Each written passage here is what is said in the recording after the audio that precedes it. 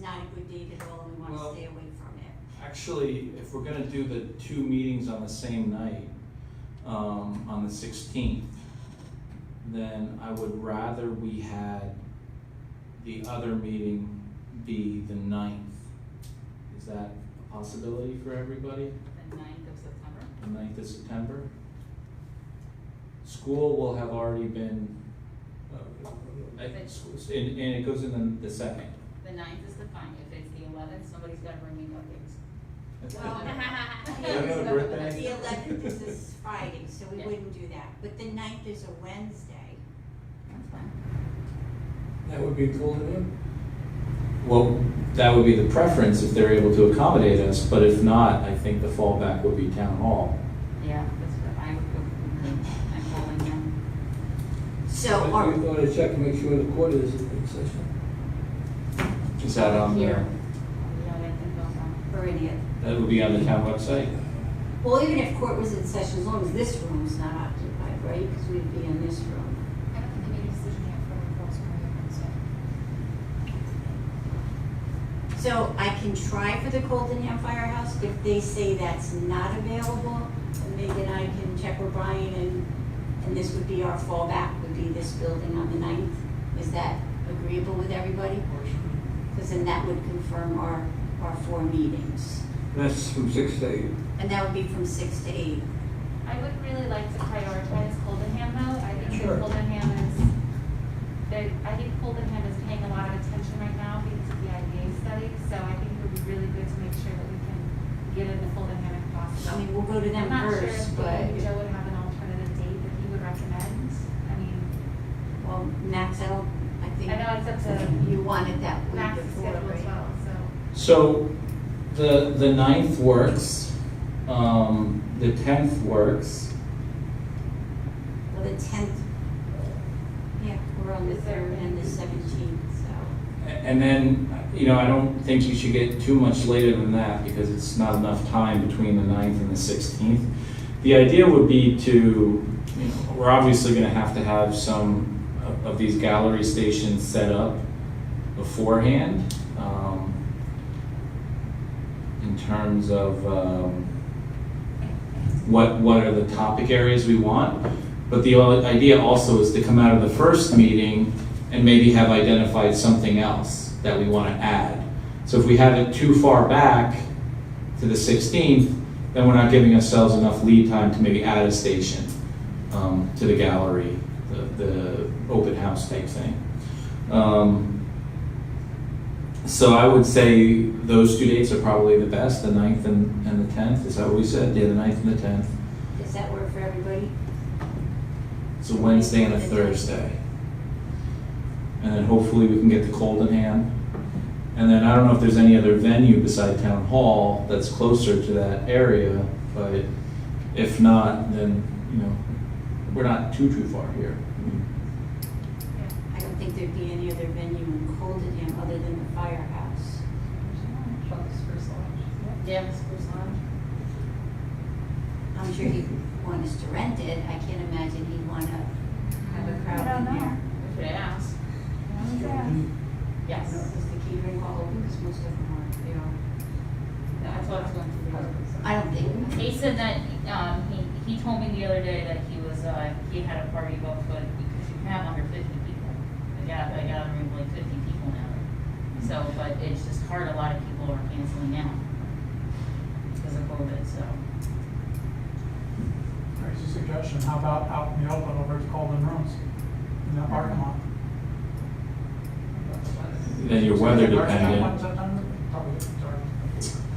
Um, Well, we're going to Town of Montgomery Day to see if there's another rainy outdoor thing, so. It would be logistically, you'd have to get chairs out there and tables and probably a tent. But boy, would it be helpful if we get the fire department. Well, Yeah, I know, let's try with the fire I don't department. imagine it would be a problem. I talked to Joe yesterday, and he said that weekdays were much more open. Okay, so let's assume we can get it and this will be our fallback. I just think logistically it makes the most sense. I left my conversation with him after tonight's meeting. I would have him date, so I'll go back to him. Okay, I will follow up on that. Then that leads us to, I will turn this over to you, Matt. Okay, so, I guess, consistent with what we've been saying previously, does anybody have anything additional in previously submitted reports that they'd like to talk about or discuss? I wanted to check in about the traffic study. Yes, we're working on it. Okay. Yeah, we are looking to put together some maps. Yeah.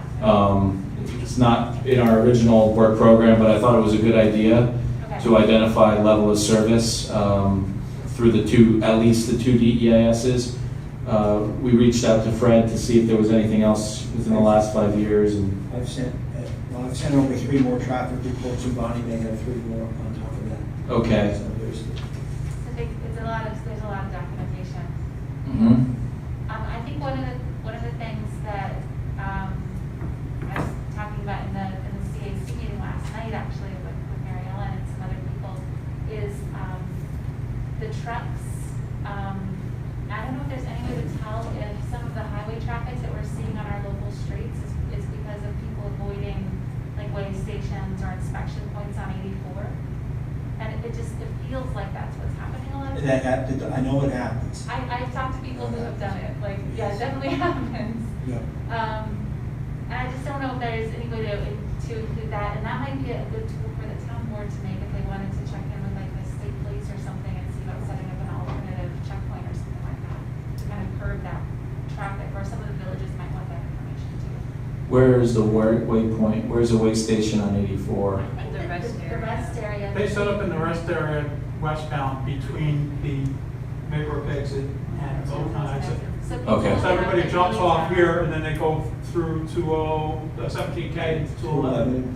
And then they run down, Or they they'll pick go up. down Mealingtown 416 to 211, I thought it was both directions that they do weed stations. I think they'll do sometimes. this direction. Because I know, But like, the- when I tow my cow trailer, I have to. But the I- rest But area the is other further rest up on area, the for other the other one's side. on the other side of Middletown, Right. so we don't get to see the traffic. Yes, Exactly, I didn't realize that's further up.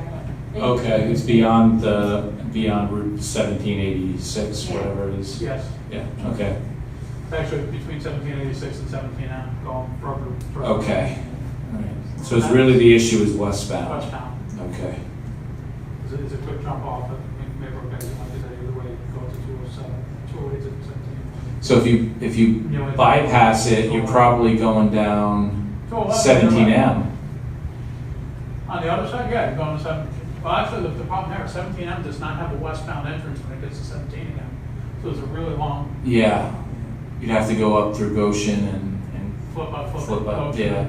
And people know that, so and I don't know if you go 211, that's kind of hard to get to 211 from, Well, no, from this way here, everybody jumps off of Maybrook. I'm saying eastbound. Yeah, the other way. Eastbound, they're already back on by Middletown. They're not coming across to 11. Eastbound, they'll get off at the, 17M. no, where V and T, the diner. They'll get up there and then they'll go straight down 17. Oh, yeah, it's southbound, westbound, the eastbound kind of thing. Yeah. Yeah, so they're just skipping it completely, they're getting off. That's more like cutting the corner though, than It is, yeah. avoiding the waiting station. Okay. I think it's both. There's always an There- incentive. There's no way station I mean, between. real outlaw truckers would just blow by the way station anyway. I know. It really does. You know what you've done now. There are no permanent way stations in Orange County that I know of. Right. They set up temporaries at the two rest areas on 84 to get the through traffic. Would like my village resident hat on, if this comprehensive plan had that kind of information in it, I think the village of Montgomery board could use that information also. Like in the sense of like providing a compilation of information that can be used for planning across the entire town. Oh, yeah, I mean, policies are as important as land use. So when we do comp plans, we typically have a number of recommendations that aren't strictly about building and construction, and that could certainly be one. And so with the traffic, we're actually preparing 2 maps. One is the level of service with a little more research to get that together, and the average daily trips from the different sources. So we'll put those together. We're hoping we'll be able to get them to you by the next meeting. That's what we're working for, so. Community services, we've started hearing back from some of the providers, but it's a little slow. So rather than giving you a halfway product. I think people have a good sense of community facilities and community services. So we may just, keep working on that and advance with the plan. And that may just be something that holds off a little bit longer if we're still waiting for people. I've reached out for interviews to a number of department heads and the mayors of each village, and the manager in Walden. And I've had an interview last night with the mayor in Maybrook. I did hear back from the Walden manager, but he was actually on vacation the first week of July. So hopefully I hear back and we can touch base. And I just need contact information for Mayor Brescia. So. Do you need help with any of those other contacts that we can help you with, or message to managers? Okay, great. Yeah, let me get a list, and I might ask Yeah. for some help, shaking some trees and see if we can't get those.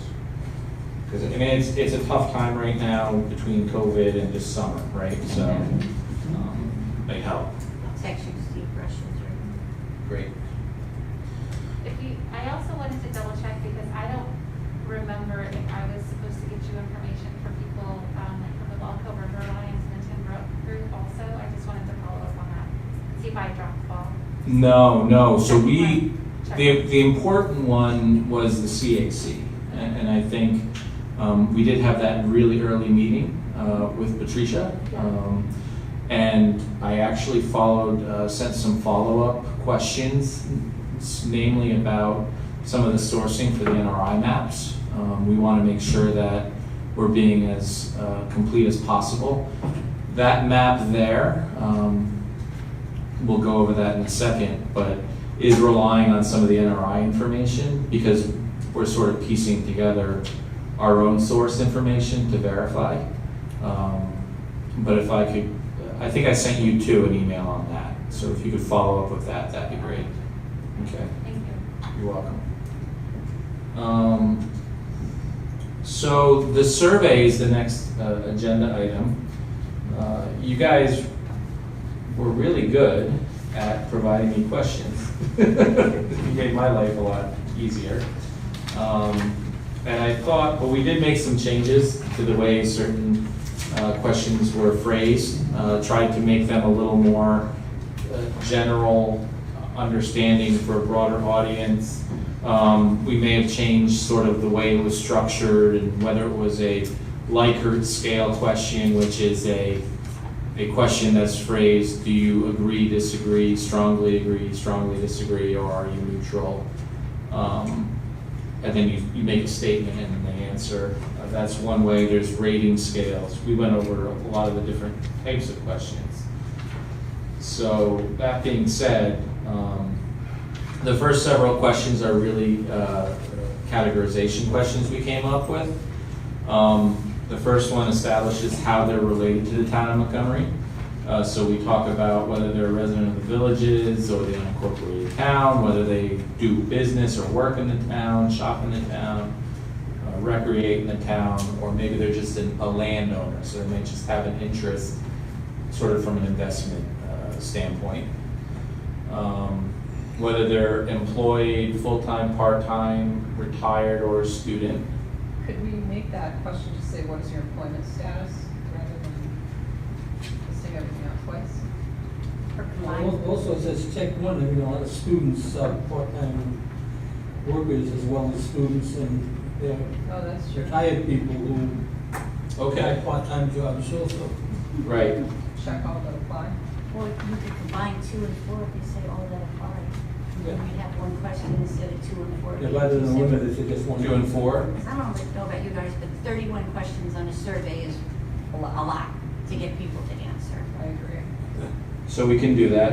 I don't know, I thought that people are pretty dedicated or willing. I think it would show Well, actually, number 4 is a related follow-up question. And that was more related to the But you could to the almost, virus. if you check, well, you could almost put in, do you work, if Okay. Combine two into one. If you're concerned about the survey link, I don't know if we do this at the municipal level, or what we do at work is, we have a raffle for a such and such gift certificate or gift card. It's fair to anybody who completes the survey, put your entry in at the end of the survey, then entered for a drawing. I don't know if we can do that legally either. I don't see why you couldn't. We do the same thing, because it just gives people willing to go answer it if they think they could win something. I can check. Yeah. I can check with surveys. I think that's a great idea. I'll follow up on that. Well, in academia, we've got to do anything to get people to answer surveys. Then the problem is that people answer the surveys when they don't even need to or have answers. Yeah. Get their name in and bring for the free card. The percentage of return surveys is super low when you send surveys out. And I would suggest not using an Amazon gift card. Yeah. What about and ages? Do we want somebody under 18 filling this out? You want a 12-year-old or a Yeah. 13-year-old? Anybody, I do. I like that because honestly, I hear at a lot of meetings, people want something for their kids to have in town. And so I do think, I mean, I'm not sure how many people under 12 are gonna fill it out, but like that 13 to 18 group is really starting to think about their future. And I'd like to hear from them and not just like what their parents think that they want them to. Right. Like as a parent, I know I fall into that trap all the time. Well, this survey is going to be running through the end of the public outreach meetings. So assuming that school starts up in September, especially even if it doesn't start up, you could always reach out to the school district. We could reach out to the school district and suggest that they get their high school kids. Civics lesson. Yeah. Now you actually have two school districts, right? So you have a very small area that's in the Pine Bush, in the northwestern corner. Some kids go to. Yeah, Yeah. Like over by the Louisville side. So you might not be able to get them, it's such a small area. But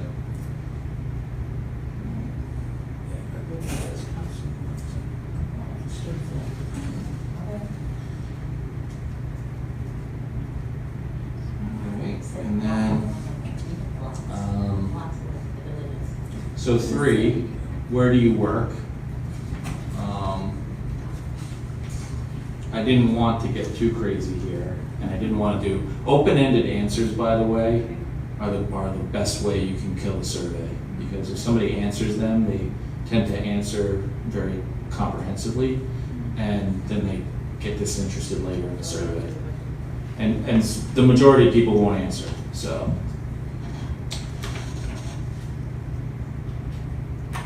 4, we're gonna include, what is your age? Okay, so here's a rewrite of one that might have been one, may have been 2 that we put together. But if asked by someone contemplating relocation to the town of Montgomery, how would you rate the following? And then we have very good, neither good nor bad, or neither poor nor good, then. So these boxes are gonna be bigger. No, this is not gonna look at all like this. Oh, okay. So this is gonna be very, Be real small. the platform that we use, SurveyMonkey, is actually designed to work well on a phone. So it'll be formatted appropriately. I just said, And these will come up potentially as multiple questions, right? So, so this is a matrix question. And do you think it's too long? Are there too many things here? Not if it's just one, but it's almost like 6, 8, and 10 are almost the same sort of ideas. So can we just combine all those into one? I said the same thing, we definitely with 6 and 10. Because Right. if I'm not happy, why would I tell somebody else? Right. It's kind of, if I'm gonna answer one, it's gonna go for the other one, because I'm not gonna be unhappy living here and then tell them these things are all great. Right. I just, Depends on who's asking. well, Yeah, I don't wanna be mean. I think they're different. I think that, so 6 is current,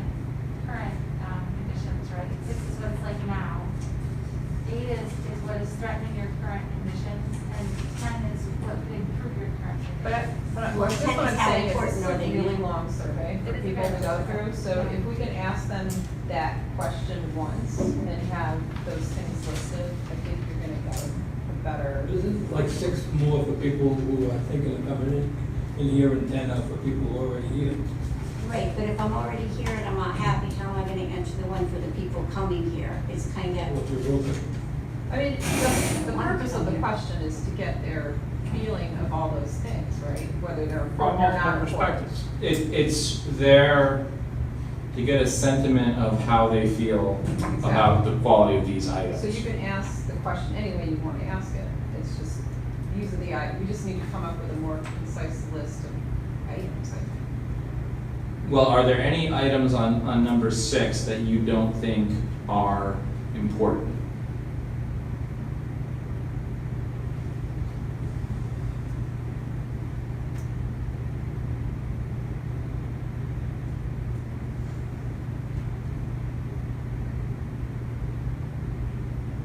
That's a hard question to ask, It right? is. I mean, I think a lot of them. I mean, housing affordable obviously is involved and Condense. I mean, if somebody's moving into the town, are they looking for a job? I mean, access to healthcare as far as hospitals?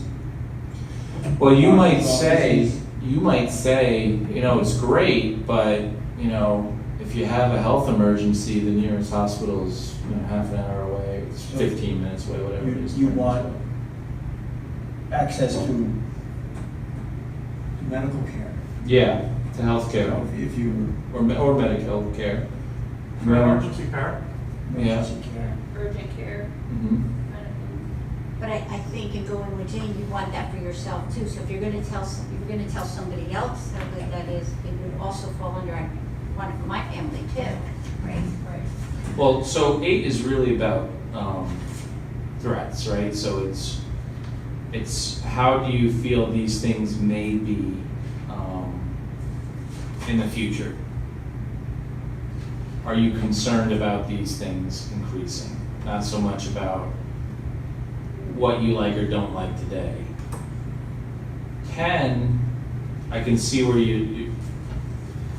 so it's not so much about whether you see these things as a threat or looking to the existing qualities of these things, but it's really how important are these things to you, and that's a rank. So that is actually making you, Go 1 through 15. it's making you put those in order of your preference. Way too many. There's Way no too way. many to put orders Wait, on. yeah, put order in. Way too I have many. a max of like 5 or 6. I don't know, they're all pretty important. though. You can't get somebody to rank 15 things on a survey. No. I mean, you could get them to do agree, disagree, Can you, where? Yeah. One of the survey tools that we use at work has a Likert scale at one side. Next to it has a second set of grids. There's like, how important is this to you, 1 to 5? So if you say, yeah, I need access to healthcare, but it's not really important.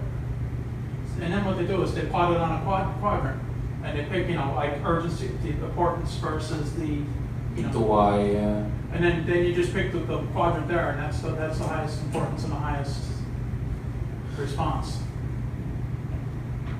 So it's 2.5 and 2.5 for grids. Mm-hmm. I Understood. think that and this is a lot, 15 is a lot, and maybe we can tighten it up a little bit on question 10. But if you give people agree or disagree, they'll just go down and say all agree. Yeah, everything's These are good important. ideas. Like, I wouldn't. But that's why I would like to see, what's most important versus, I mean, I think people will say everything is the most important.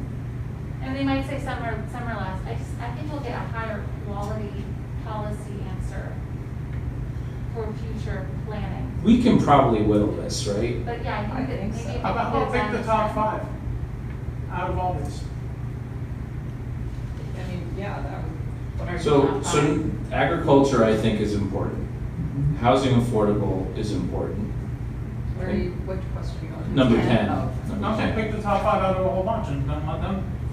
Well, I think we need to discuss what that is. I'd like to do more than 5. Not No, let us, them- not us. they give Leave them all this questions there question. and let them pick the top 5 out of that. Yeah. Okay, let me make sure we can do that, but yeah, So I I'm have to just, just make sure that that's a function Don't of. twist the monkey to make it happen. Okay. Check- I'm sorry, check the and I top might five. just be a little slow,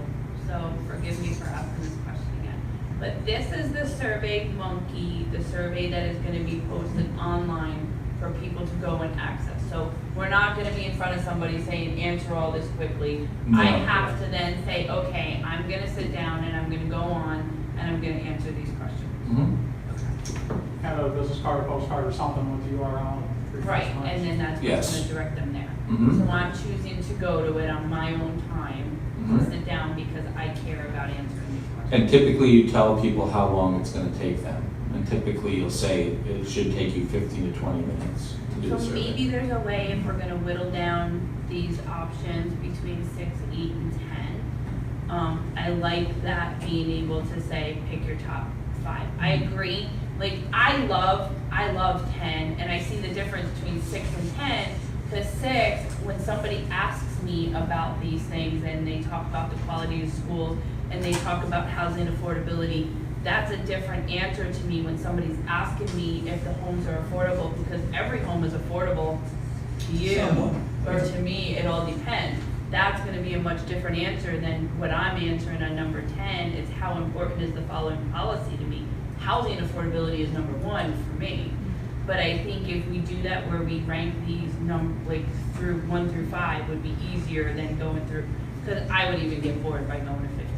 Mhm. I would be like, oh yeah, 1, 2, 3, 4, 5, bam, and then, okay, the rest just falls Well, that was underneath. more important, I can't figure out which one I gotta cross out. Right. Yeah. So I like Just that with pick all. 5, and That's a then good you idea. just put the total counts, it's like a vote. I- 5 checks? Yeah, and I think we can whittle this, even if we do the top 5, there's certain ones we can take out that might not be. This is sort of like to put competing things and figure out how, that everybody says, yeah, this is important, but make them prioritize it.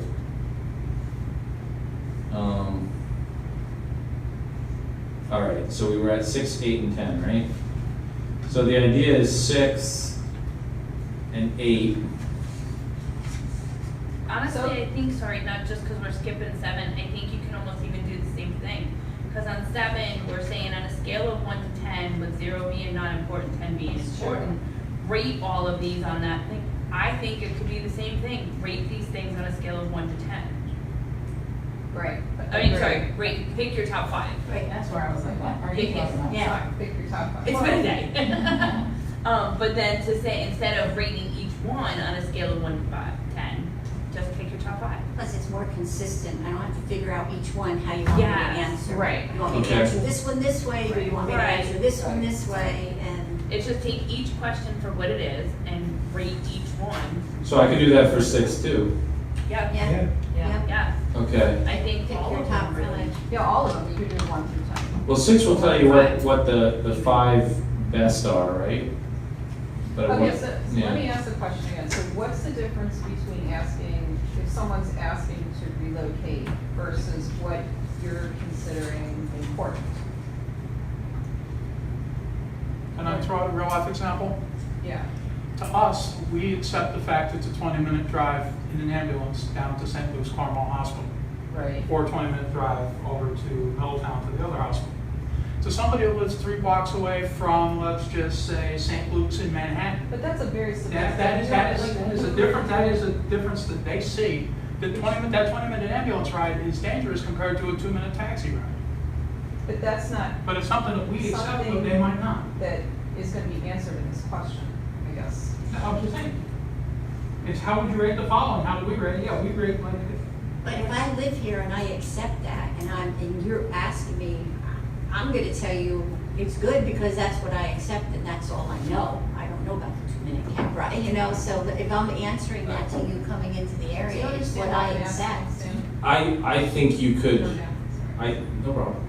I think you could probably merge these. I think there was a different feel to 7, but I think you're right. If you guys are looking to shorten the survey, we probably need to figure out a way to merge 6 and 7. And 10? 10 was the order. I think 10, you're just gonna pick 5, yeah. The thing that But I if like you about did 6 and scale- 7, whether they're just merged or not, is that gives you a snapshot of what people value right now. I agree. The things that we don't want to change. And then 10, It's policy, so these are things that we wish the town would prioritize, the things that are important to us. And they might be the things that we like already that we don't want to change. It might be other things that we wish were better. So there's a conflict between 6 and 10 in that sense. And that's, I guess, getting to my point of what are we asking in the question? Are we asking what people are satisfied with, or are we asking what they're concerned about? And I think There's that's the difference between 6 two and 10. different things. Yeah, so I think 6 is how do you feel about the following things? And then 10 is tell us what's most important to you. In the Or what's future. concerning to you? Yeah, yeah. I understand completely the points here. Okay. And so maybe what we need to do is we need to relook at 6 through 10 Yeah, and figure out a way to make this Make more it- concise right. and get the information that we're looking for. And clarify now versus in the future. Not Mhm. two. Yeah. And it's the word policies, right, in number 10. He said 6 through 10, but Well, we, did we talk 6 about through nine? 10. Issues, I think, should be But about maybe 9 should be. concerns. Because, yeah, I agree with you, 9's really not part of that.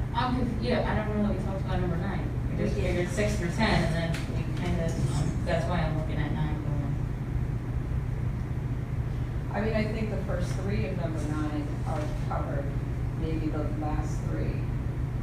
No, I think the last one's covered.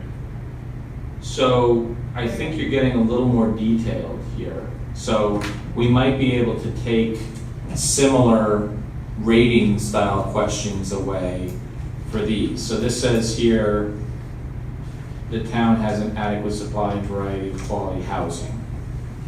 Versus 6 says, how do you rate the affordability of housing?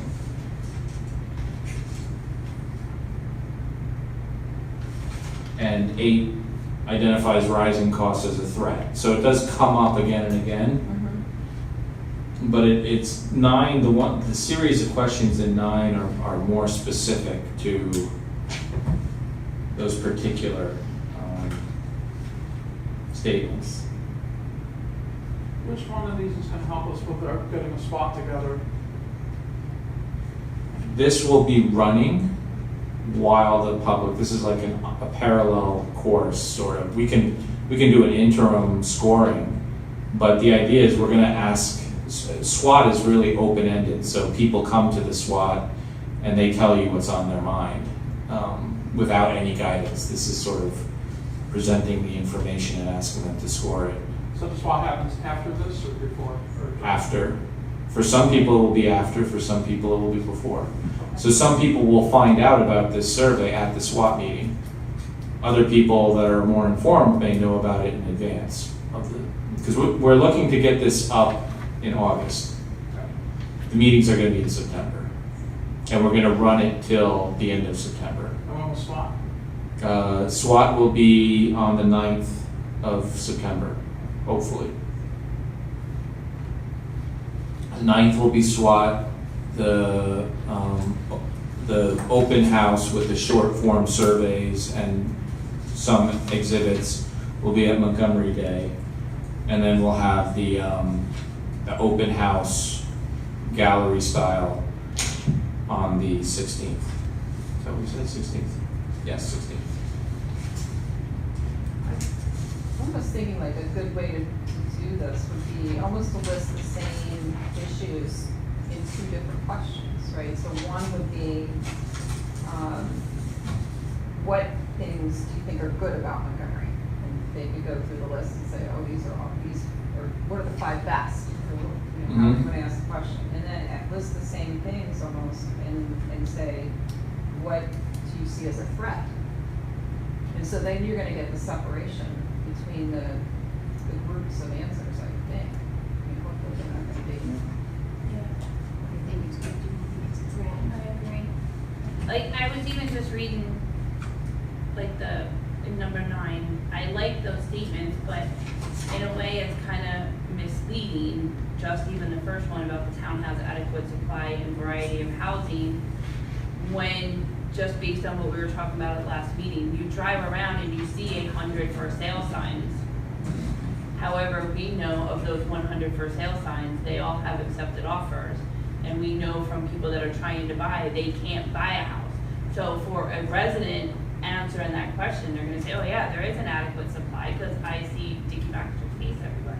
But there's not really, that's not really available. Well, that really speaks to what you're gonna use this public opinion survey for. Correct. So, a public opinion survey is never the sole basis to write a plan around. Right. Right, because there's several factors. You have hard facts, you have people that won't take a survey, Right. you have the inability to actually drill down and discuss things in greater detail that you'll have at the SWAT meeting and at the workshops. Okay, good. So like that question, if a lot of people pick that question and say everything is fine and hunky-dory, then we as a committee can go out to them and say, you know, at the later stages that, yes, everybody thinks that everything's hunky-dory, but So we'll use these answers to formulate the SWOT. No, probably not the SWOT. So again, SWOT is, you always go into a SWOT meeting with no preconceived notions. You want to hear from the people, you want them to steer the conversation. It's really about listening to what people think the strengths, weaknesses, and opportunities and threats are. Okay. That's why it's so basic, right? Gotcha, okay. The follow-up meetings, though, will probably be peeking at the survey. I mean, we have a lot of information from working with you guys, which are representative of the community. We'll be peeking at the survey to get a sense of what the public sees. And then that will inform what we're gonna do at the open houses. Okay. And then we'll also look at the SWOT to do that. So I like what you were saying about formulating it into questions. What did you really like, the top 5 that you really like, and what are the 5 that you think are the biggest Or your threats that need to be biggest addressed? worries about the future. Or whatever that word is. The biggest. So, I think that works well for 6, 7, 8, 9, I think,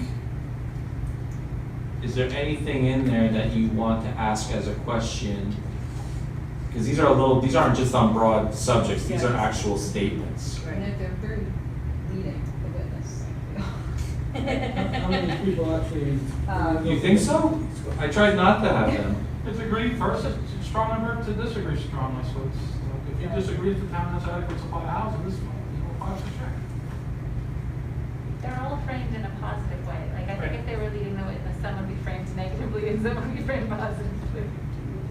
So basically, with this, they're gonna answer yes or no, because it says, do you agree with the following statements? Yeah, it's- Likert scale. So you're gonna, right, so you're gonna say. Likert scale is agree strongly, agree moderately, neutral, disagree moderately, disagree strongly. Gotcha, so that's what they're, that's, Yes. it's just where it trips me up, because I'm like, it's gonna look different when you're answering it than this. Yes, it's going to have those, it's gonna have that question and then 5 In responses. parentheses next to each question is the type of question it is, like the Likert scale ones are disagree strongly to agree strongly. But what if you have what if you don't know anything about it? You don't have to answer Either agree or questions. disagree. Or, yeah, But also can you say that you don't know about it, You can put that in. just to see how We many. could add you could add a not What's sure. going on. I like that. Yeah, I like the unsure option. Mhm. I think we should group them though, based on what kind of question it is, so you're not jumping back and forth. I agree. You know, it's from pick Yeah. 5 to agree or disagree, back to pick, you know, I Yes. think they should be grouped. When you're doing this on SurveyMonkey, each one of these questions is an individual page. So you have to hit next page, and then it brings you to a different type of questions. So it's not like you're opening it on paper like we are now. Right. It'll be Separate. But I think broken up separate. grouping it into those pages. into bite-sized pieces, so that Yeah. the person taking the survey doesn't know how many there are. I don't get, So we get to the Can I last ask you line. a question? You guys usually do surveys as part of your process. Mhm. What is the average survey length? And like, are 25 to we 30 overthinking this? questions. Is kind of the question for you. Well, I can see the point here where these are multi-part questions, so it's a little bit cheating, but yeah. Okay.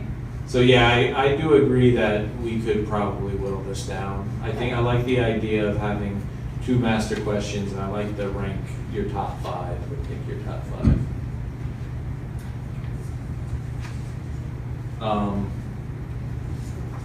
with these Likert Swale questions, I kind of liked,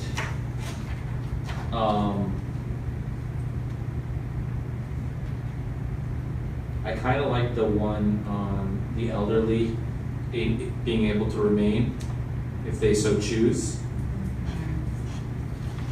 That's a big thing, even, I know when I was campaigning and I talked to a lot of people, you know, the idea of senior housing is a real issue, and people being able to remain in their houses or possibly finding more senior housing, which would open up those houses to a younger dynamic.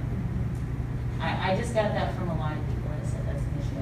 That's why that was one of my main questions, can our elderly remain in our community?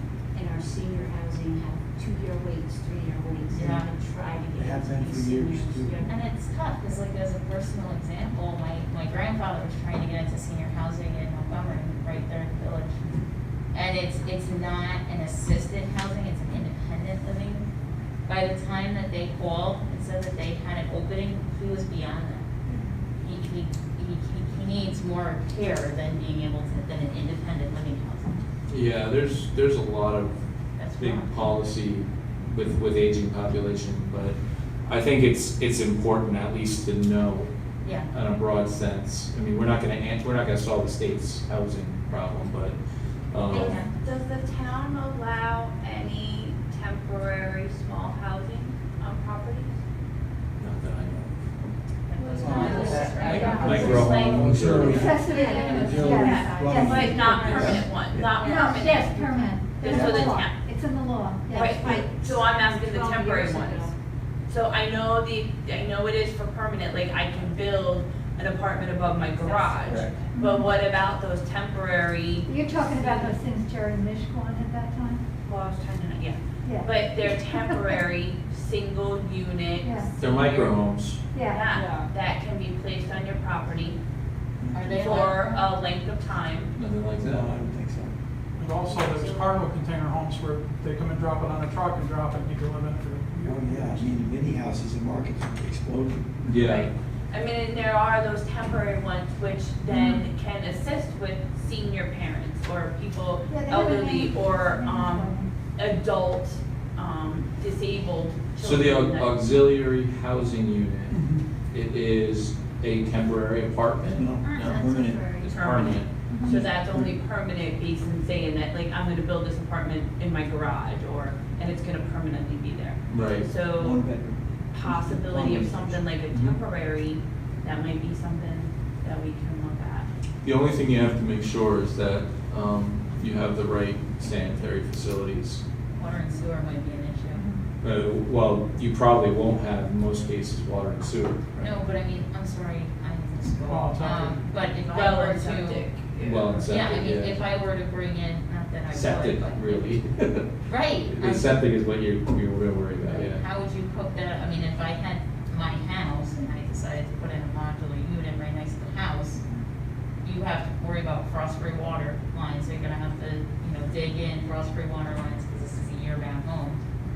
How do you hook up to a septic on a residential? Well, I think that you figure out. I think the more difficult part is when somebody builds a 4-bedroom home, they size the septic system for the size of the home. Oh, I didn't think about that. And now you add an accessory unit, and let's say you have 2 parents living in there. I think in most cases, it probably wouldn't be a problem, because most 4-bedroom homes don't have, 8 people living in them. It's a So it's been a considerable. while since I've looked at these temporary units, so before the next meeting, I'll pull them up and get some more of those specifics, just to kind of have this conversation. Echo, echo. The mini homes, a little bit. It's called echo housing. I don't know. Cottage. I don't know how that- Cottage, The septic in the well is easy. housing. It'd have to be. I'll send it to the group in between, so we year-round. don't have to take a lot of time talking about it. It was just Okay. something that I was thinking about as we were going through this.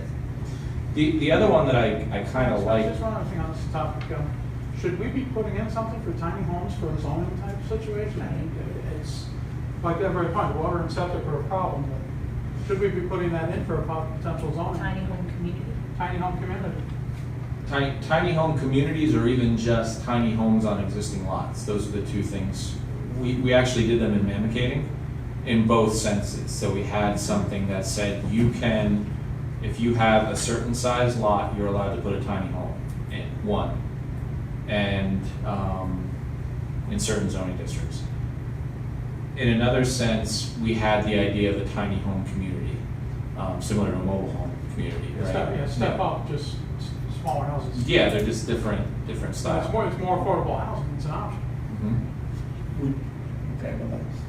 I would say I think it- it would be almost impossible, however, something to think about, to allow a tiny home community and not allow in the same location a mobile home community. Right. You're not allowed to discriminate against manufactured housing. How about by square feet? Yeah, If you pass it to the tiny home is considered under the square footage of a single wide, then So in a tiny home community, do they rent the land? So a tiny home community, I get, so they don't own the land, they're. it can be set up where the landowner owns the tiny homes, or it can be set up where, like a mobile home community, you own your unit. Right. and mobile- Versus allowing tiny homes. There's not a lot of difference between a mobile home and a Right. tiny. I think that the premise of having a tiny home in your yard for for someone who needed it Mhm. temporarily is a great idea. Mhm. But we start allowing tiny homes, that's a altogether different ballgame, because they're not gonna leave. They're gonna be in your backyard forever. I agree, I like the idea of, just because of knowing, like, my in-laws have their own house, but my grandfather lives in the house with my parents, and having his own space, yes, thank you, his own area is big, their independence is huge, but it's the safety of them being right next to you Yeah. is a great idea. Hit a button, you're there in Correct. 10 seconds. Yeah, or if they leave, you know where they are, or you bring dinner over. yeah, on existing zoning, that's also saying, but we need to consider an Is alternate that gonna zoning. be these Let's type, go, this is part time. those type, just for like relatives? Well, that's something that would have to be worked out.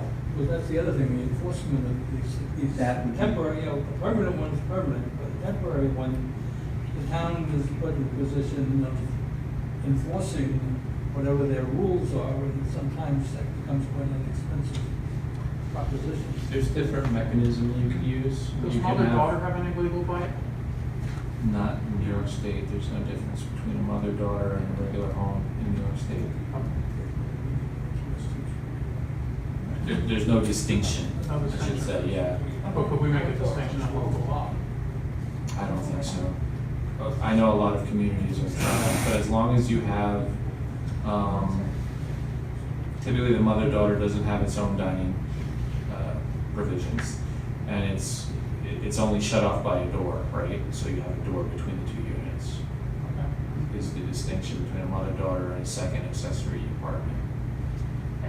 Once you have separate kitchen facilities and it's completely shut off, I think that becomes a two-family or an accessory apartment. But I would say the senior accessory homes or small temporary, temporary, I can't get past how they would be temporary, but I think regardless, that needs to be allowed on the larger zoning areas of the town.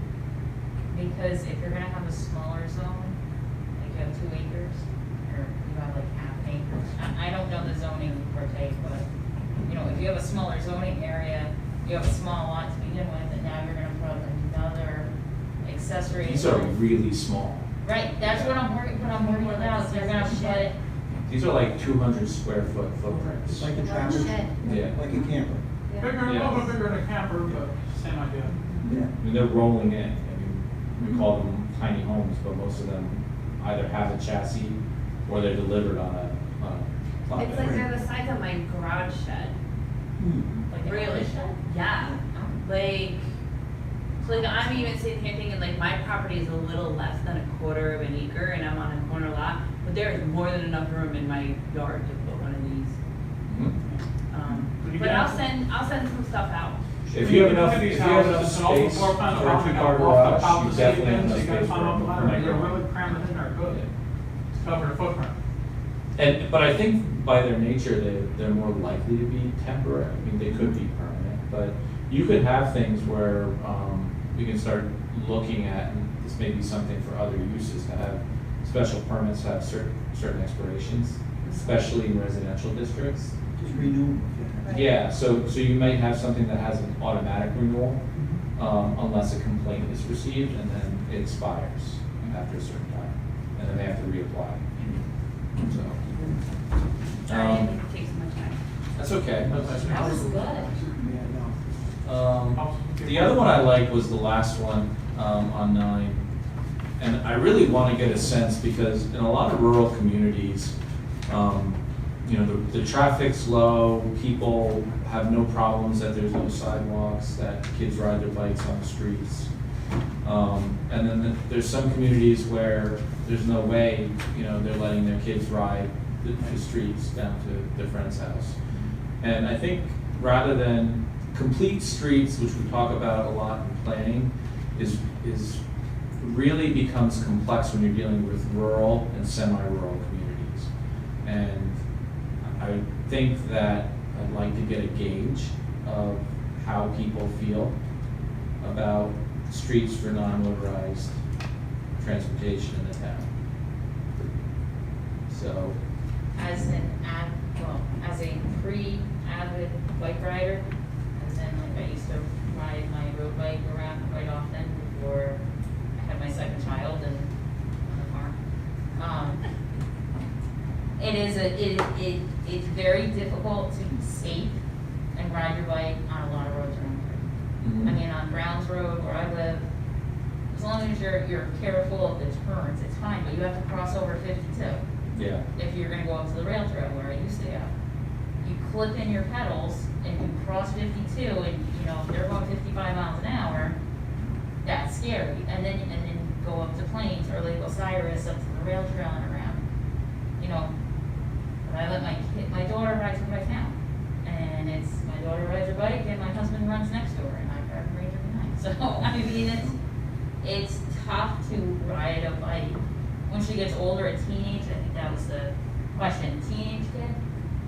Yeah, I'll let her ride on Browns Road and maybe Berea, but when you have to cross over these major roads, it's scary. Yeah, it's That's why really there's a lot of bike scary. racks on cars. Yeah, I'd have to say, if my kid was young now, I would not be letting her ride a bicycle on most of these roads. But I live on Chandler and I It's was. too bad. Well, we say that, but yet, if you go up to the rail trail, there's a lot of really good parking. Now, we offer next to the rail trail, and that's a great place to ride a bike. The rail trail's fine, we didn't say the rail trail, we said the streets. I know, 10 I'm just minutes saying, away. I'm just saying as an example though, just to enlighten Max of the area. But I think Bring on the that's Tappan Zee Bridge now. Oh, yeah. why this question is so important though, because in a rural area, children don't have any independence, or even teenagers, pre-driving teenagers don't have any independence. So this is a really good gauge of how independent are our children? How important is it to have a parent at home during the day to take care of those children and get them places? Like this fills in a lot of gaps about how our society has to accommodate our lifestyles to the fact that we have dangerous roads. Yeah, and I think it also goes to not just children, so it's phrased for children, Yeah. but if somebody's disabled, Yeah. that's giving you the same answer, and if somebody's elderly and has mobility issues, that also is giving you some answers. And I like what Meadbrook's done, they have a lot of sidewalks. I mean, I grew up on farms, so I'm not really that familiar with sidewalks, but, they do have a lot of sidewalks, and I know the town is possibly working on a project to continue that for the disabled, and just Yeah. that way, you know, people can get around, and you're not seeing a scary scooter driving down one side of the road. And I'm surprised everybody forgot Stewart State Forest and you're talking about bicycles. Because I see like dozens of cars every weekend, they go and buy bike racks, pickups are full bikes. Well, that was a very pointed one. The Wallkill River also was a very appointed one, and we can keep those questions in also. If people would like to query those particular resources in particular. I think they're very important for recreation. That's why I wrote them. Oh, you wrote them? Yeah, those are my two questions. I don't like Somehow I don't walk the river and recreation together, but it's just. It came up on our door, we were looking, people were saying, let's go fishing there. I heard there's really good trout right by the bridge, by 416. Yeah, Mark brought that up, didn't he? Yeah. Last meeting? All right, where do you shop? Is everybody okay with this? I would add online. Yeah. Is Oh, actually says, yeah, very And good. then I would change the hair and nails to, I don't know, personal services. Personal grooming? Personal, yeah. So Okay. you're Or if talking it's a about hairdresser. barber shops, Yes. yeah. Okay, so, Brick and mortar these days for stores is really going away. I mean, these malls are getting close enough, I don't think they'll buy people in still. I would also move this to more to the beginning of the survey. Okay. As part of the questionnaire, like, So- who are you, kind of. Just part of the to let survey. you know, the closer to the beginning you are, the better people dwindle, right? So Okay. people will not answer the entire survey. Maybe we move to I go to the end, get that gift card. So, Right. do we really want them to select Newburgh, Middletown, Woodbury? I mean, how are Well, we we could- answering this? We could change it. I mean, I think you could just say villages elsewhere in town, elsewhere in OC, online, and then other. Outside of Orange County. So not to add another category, but, what about farming supplies? I mean, a lot of people like to have backyard chickens, so where do they get their, like, I get Home mine improvement, delivered. garden, landscape supply. Which one? We have home Home improvement, improvement, garden, garden, landscape landscape supply, farm supplies. Yeah, could you add farm supplies Yep. to that one? That's a good idea. Although pet supplies almost falls in the category. What's that? Pet supplies for feeding. Pet supplies does kind of overlap with But feed. I would be surprised if the pet supplies somebody picked online. Isn't it Chewy.com? Everybody gets everything delivered now. I watch Down to Walden Market all the Or time, the pick up stuff. Walden store. That would be the two I would think. I think it's preference a lot. I think, you can get everything online nowadays, but still people like to go to stores for certain I things. think a lot of people are also deliberately trying to shop more locally as well, Yeah. especially with COVID, to try to make sure that we're keeping our brick and mortars Yeah. a little more healthy. Like, I know after the big stink I raised about Project Sailfish, I had to morally stop using Amazon. I just couldn't. It's been tough, right? It's difficult, but I had to do it. It's true, the ones that want to shop locally, but the ones that aren't leaving their house because have concerns. Yeah, it's a They tricky have to be situation. online, they have Yeah. all their choice. I actually feel guilty about throwing out the boxes. That's what gets me, is after I open it up, I'm like, you got these big pillow air things and the packages and. Oh, yeah, I just did that. What do I do with these? Well, I agree. I mean, I've always been a very big online shopper until COVID hit, and then I strategically stopped shopping online so that I can be shopping local. And it was convenient, which is why I shopped online. But now I'm like, okay, it's important to keep my friends in business. All right, so this was a question that was asked during which seasons do you This use? was my question, and if the survey is too long, we can ditch this question. I'm not particularly attached to it. I'm just gonna put it out there. Everybody who wants this question to remain, raise your hand. I'm 100% ambivalent about my own question. Okay. All right. We spent a lot of tax money, let's use the people on. Yeah. No, I think number 13 is kind of related, right? So if you want.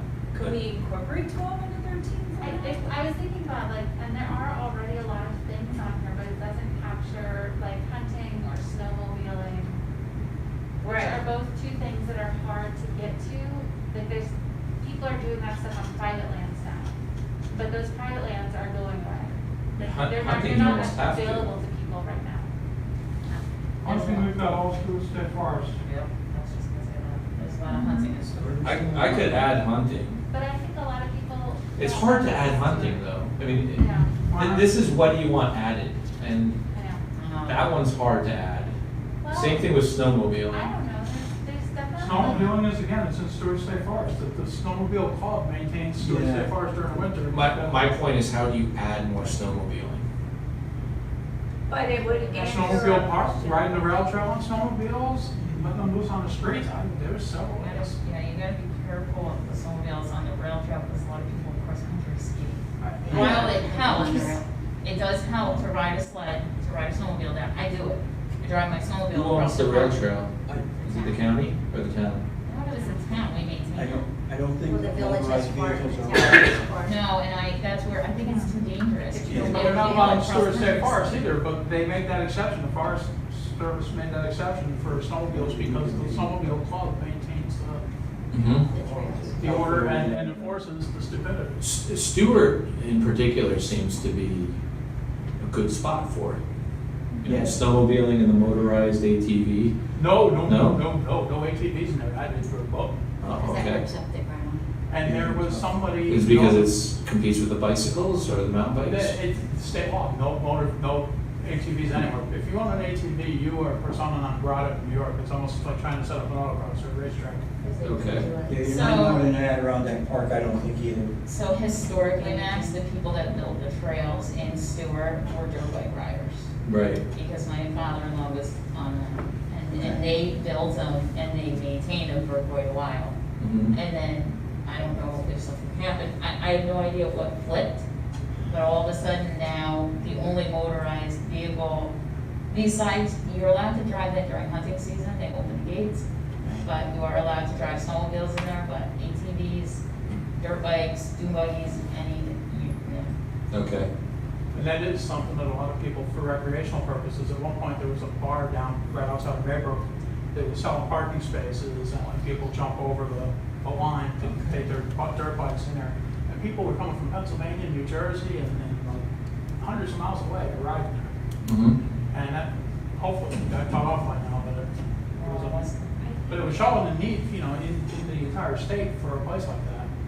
And I do believe there's some type of motocross or ATV park up in the north end of the town someplace. There is. On private the property. older playboys. Yeah. Under new ownership. On private property, but everybody says it's too small.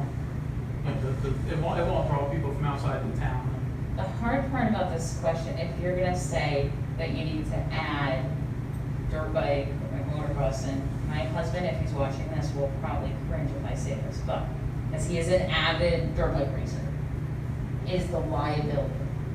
I mean, you have kids that ride on dirt bikes and it's dangerous, right? Because if you didn't grow up with it, Yeah. you don't know the tipping point or anything of these machines. But you can at least even gauge whether there's Right. more than a couple people that want it, and then you can figure out whether the liability is Right, worth we're it. not, in the survey, we're not guaranteeing that we're gonna put in a snowmobile park, or Right. that it's gonna be anywhere. We're just Fair enough. asking Yeah. if people wanna see added. On the liability topic, I'm sure that I can testify, and Max can testify, that you can get insurance from a couple of high-risk insurance companies for events, motorsports events, and it really is not expensive, and it starts with signing a waiver when you enter the ground saying that it's an airtight waiver.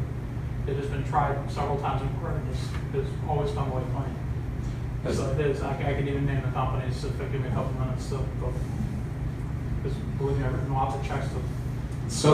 So I think what we want to do is we want to add another category here that just says motorized recreation, and then we'll say ATVs, snowmobiles, or just put ATVs, snowmobiles, dirt bikes, something like that. Side by sides.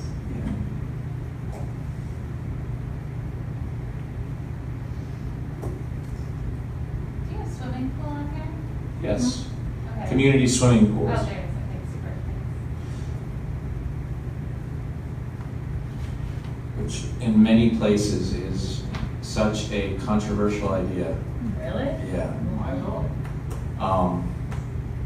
People think it's an expensive form of recreation, Oh. and they feel, especially in more affluent communities, that if you want a swimming pool, you should build your own. Oh. Yeah. We do have the tradition of Valley Central swimming pool is open for public swimming in certain hours. But I don't know how many people really take advantage of that, the hours. And it's nice over the summer that they have swimming.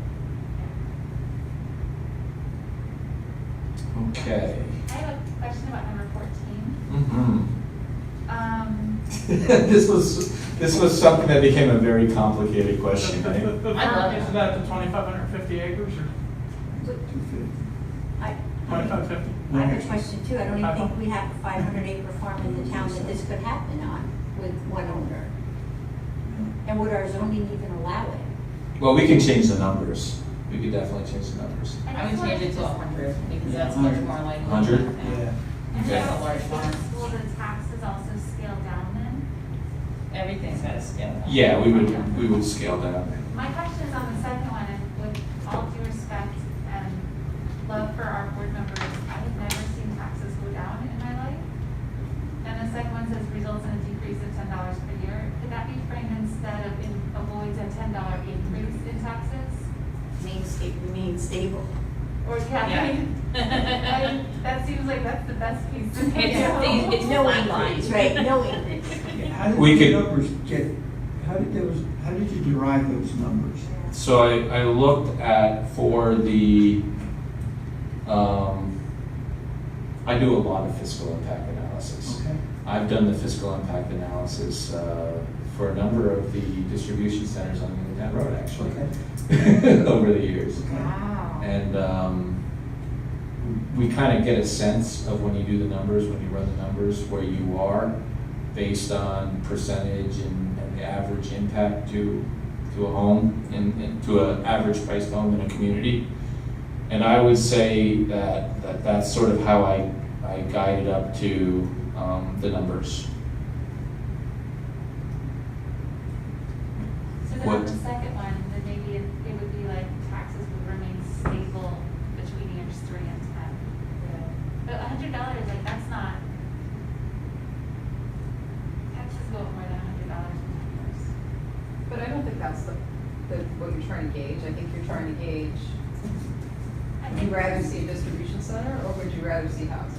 But by Or do adding you the want it dollars in here, you're quantifying, Yeah. you're quantifying. Yeah, there is a competing reality here. I mean, if you build homes versus building a distribution center, you're gonna end up with a lot more taxes. Yeah. That's, purchasing farmland doesn't increase taxes, Right. but it doesn't decrease taxes. And it doesn't increase services. And it doesn't increase surfaces. So it's sort of tax neutral. It does pay some tax, but PDR land, but you have the bond requirement, right? So you have the tax cost for the bond. But I think if we're gonna do these, it's gotta go with, would we allow it anyway? We don't wanna throw something out here that wouldn't even be our code. I mean, Which one wouldn't be your I code? that's probably better at the student. The new town? Honestly, Mark gave me some speaking points on this one, so. Okay. The size of the acreage we're gonna cut down from 500 to something more reasonable. We can do 100, yeah. Okay. Mhm. And And then, then you'll prorate the other areas according, yes. and the number of houses. Mhm. um, Yeah, if you have 100 acres of farmland, in most cases, you're building 50 large single-family homes, right? Well, Half acre zoning. I mean, we have very little municipal services in the town. In 100 acres, you can only build up to 49, I believe, before you have to provide municipal services. Right. So, that's an altogether different ballgame. You could phase it though. So you could have them approved in 49 unit bites. I don't think that's, I think we're getting too nitty-gritty. Yeah, I think okay. the idea is, what would you rather see? Yeah. And I didn't want to just say, do you want a meadow or do you want Right. a distribution I think center? that's distribution houses or by the farm. By the farm, Yeah, that makes sense.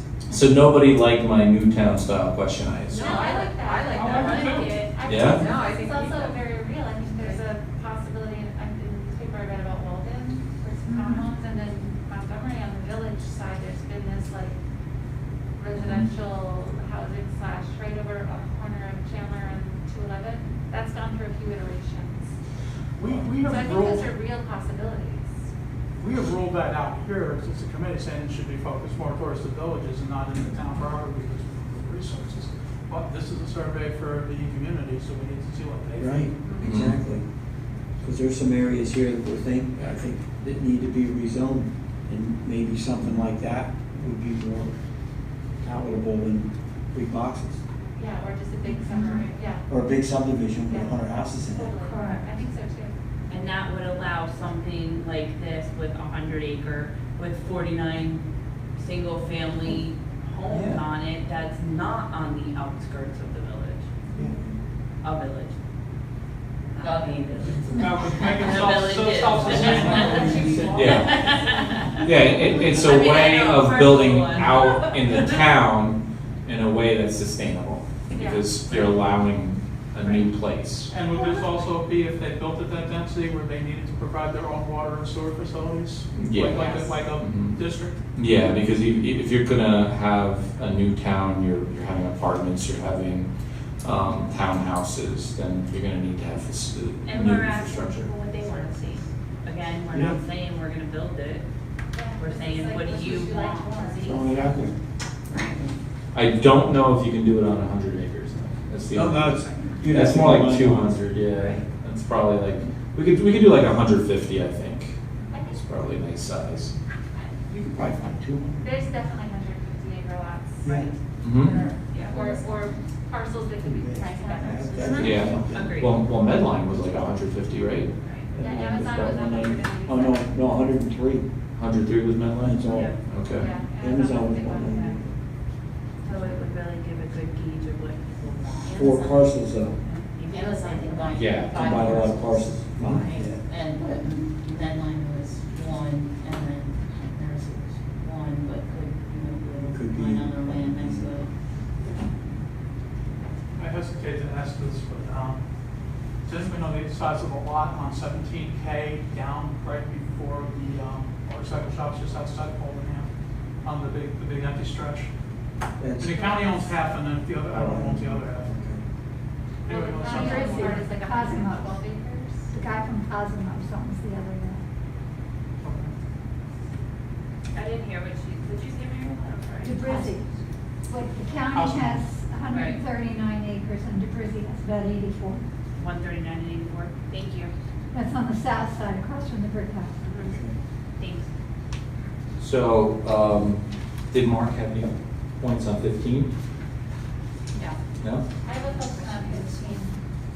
Okay. Would this be, would the preservation also be on an annual basis? Particularly like, the fourth one, it says $10 per year increase to my property taxes. Would we be able to preserve one small farm annually? No. So should there be a time frame on those preservations as well? Yeah, so I tried to put locational, right? So I have majority, significant, modest, one, to try and come up with like an area that you're preserving based on the cost. But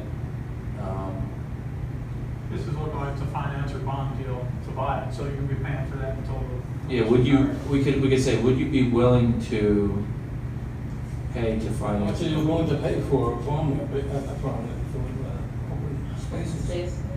Why couldn't we do If something like the that? town were Because to we- issue a bond in support of preservation of open space, what would you support? And then list these. So maybe Why it couldn't we becomes do clear that this- it's a this- one-time. Why couldn't we do the same thing as Warwick? Mm-hmm. When the person buys a house, they pay an extra deed stamp tax, Real which is estate put transfer in a tax. special fund for conservation purposes. Mm-hmm. I mean, they may have to get approval from the state, but, Yeah, it was like, it's at the assembly bill. but- Yeah, that's a county-wide initiative, right? Yes. The county's trying to do that already. Mm-hmm. No, but the town of Warwick has it. In the town of Warwick has it because they were grandfathered in. They asked for it a long time ago and they got it. The county started an initiative, and I thought one other municipality asked for it and it got denied specifically. Was it Chester? The mortgage transfer tax? Yeah. We just talked about that. We did, and I think we voted, didn't we vote with the board To support it. to support it? Yes, at the county level. But we didn't Orange know how to County, find without knowing how we're gonna be financed. Orange County planning is, I talked to Kelly Morris about it a while ago. Orange County planning is trying to do a county-wide initiative. Support it, that way it's not municipality running it. But it's not, it's something that has to be approved by the state. Yeah, because it comes out of their cut, right? So it's a portion. No, it's of- additional. No, It's it's additional? No, it's Right. additional. Okay. Additional tax on when you buy a house, right? Yep. Every time there's Or a a mortgage. transfer. Right.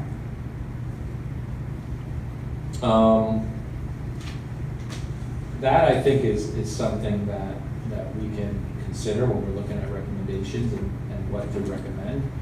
But I think this question is more about, everybody says preserve farmland, but We can put a dollar sign on it. when you put a dollar sign on it, how much do you support? Try to get a gauge of how much are you willing to spend, and if you're gonna spend, how much are you gonna preserve? And I think that's the balance that's attempted with this question.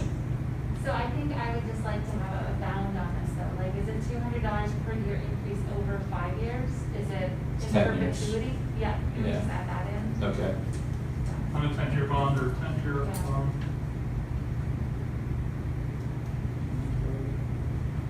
And I probably will scale back the first one, because I don't want to get the impression that you could preserve the majority of open space in the town for Yeah, $200. You know, I just. I'll say something like, Oh, no, we don't have that much left. well, yeah, if you're just talking about farmland, that might be Yeah. more achievable, but I did realize that when I said and or open space, that's a lot more. So.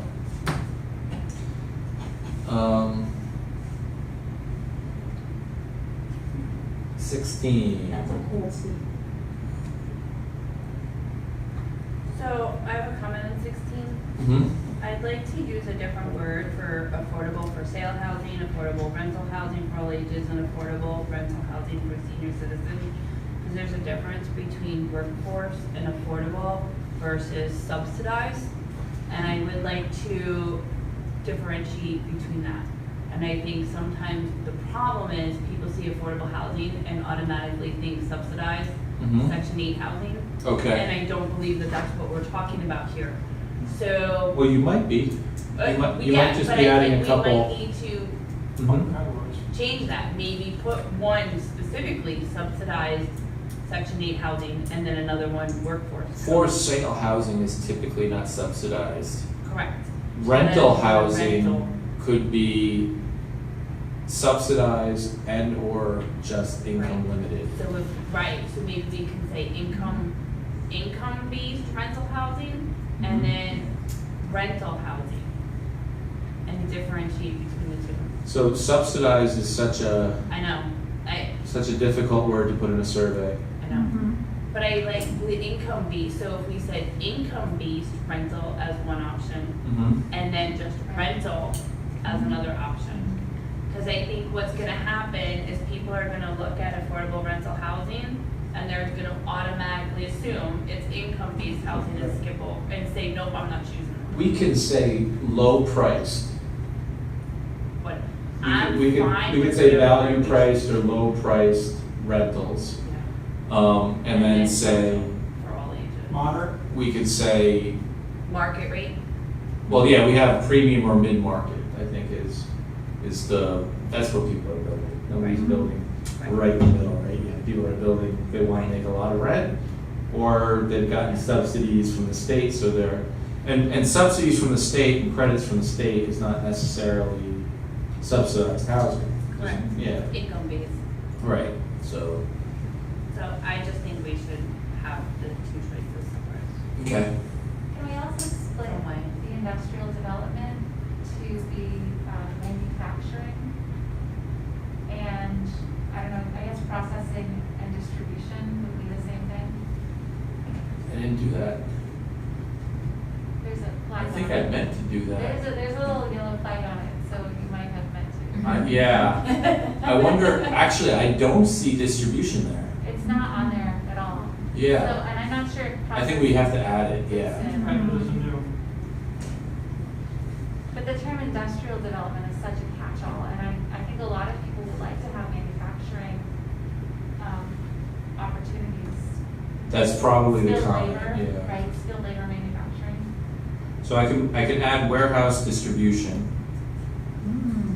and then have industrial development such as assembly, fabrication, and processing as a second.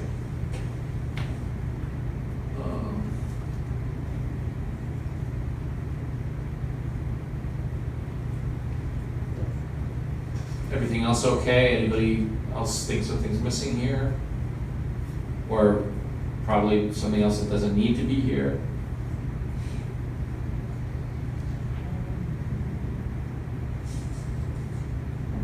High tech. High tech.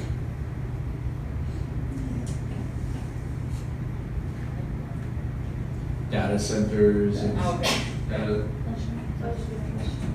programming jobs, you know, like, IT. Would we want to add the choice of the tiny homes since we were not the temporary ones Mm-hmm. or accessible, but We could put tiny homes. just to kind of see, yeah. Mm-hmm.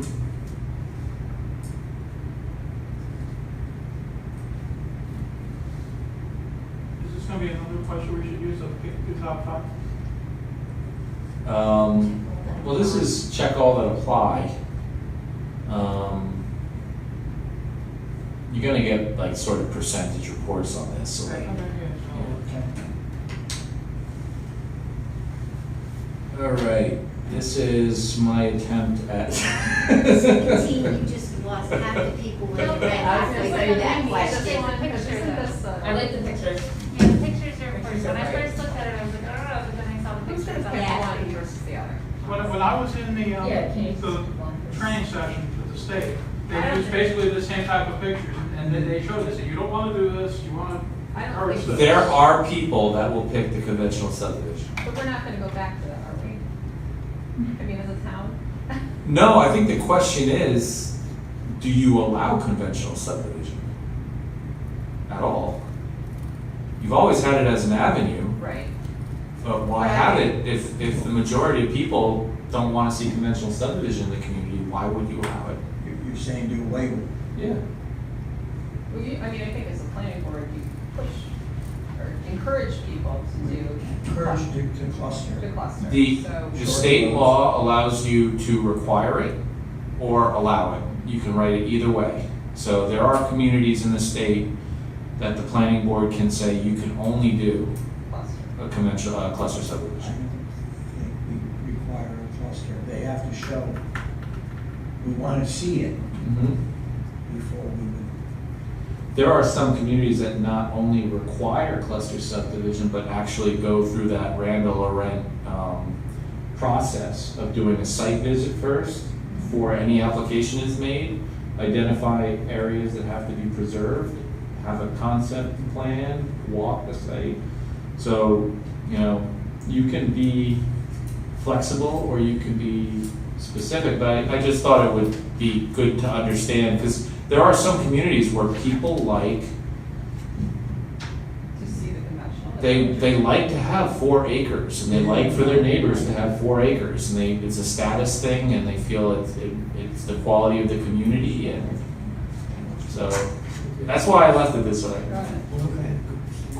I think I would just do the pictures then. So what would you prefer to see? This? Yeah. Yeah, Good idea. that lost them halfway Maybe through bullet that. points, a couple things underneath the picture. of So your the report. other thing is we could put the pictures up front, then the question, and then maybe, you know, the description on the bottom. So if they want to read, they can, or they can just answer. Because you really do have to understand, looking at the picture, if you're not in planning or you're not involved or follow planning and development, you might not understand what's the difference. might be the immediate. Well, I mean, I think if you label this stream and this forested area, then it's pretty self-explanatory. No? You work with it a I know, lot. I know. Somebody who doesn't work with it. Yeah. How about an HOA situation where the cluster is, the green space is maintained by an HOA Mhm. as recreational or open space? It could be HOA lands, it could be deeded to the town, it could be, I'm just throwing it out there, But don't you think little notes like that around the map is clearer than even getting them to read that whole big paragraph to explain? this is a standard question we've used in other communities. And, our last one you used this question kind of Poughkeepsie, it had 750 responses. So. Okay, so it worked. I think people that get it are gonna skip it. And people that don't care are gonna skip it. I don't think you're gonna make anybody mad by having this. So one thing is going to be stressful if we're just going to use pictures, or if they're going to be the primary eye attraction, that the one has bigger lots, conventional subdivision has bigger lots, because most people might not realize they're to the same scale. Versus a cluster subdivision uses smaller lots and bigger green space. You But don't still think the people same would block, figure that same amount of density. People would figure I mean, that out. convention, you see the big pie shaped versus. I do think it would be easy to just, instead of having a paragraph, to just do a set of 3 bullets for each one. Having to do with lot size, setbacks, like lots of equal size, uniform road frontage, larger lots of equal size, uniform road frontage, setbacks from roads and neighbors, versus goal to preserve open space in perpetuity, varied lot size, which may be smaller, and varied house size. But I think those are the major takeaways from that paragraph. Okay, Just let me put it in a list table it out. format, maybe Yeah. 3 bullets here, 3 bullets But I here. love the pictures, and this is really nitpicky, and I'm sure it's not gonna be like this in Survey Monkey, but this one matches, the match on the diagonal, Also, my not on the open zone, so I just Yeah, wanted you to. swap the two. If you go down to the next. The next set of pictures. So that the They're conventional, opposite. both the conventionals are on the Just right line them side. up. Okay, yeah. I'm sure that somebody else would have caught that before it got published. No, I appreciate it.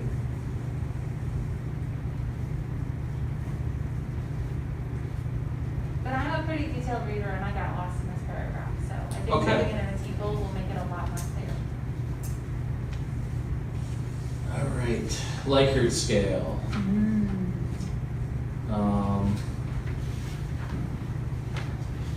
This is one that we might be able to whittle. Some of these, if you feel that this is too long.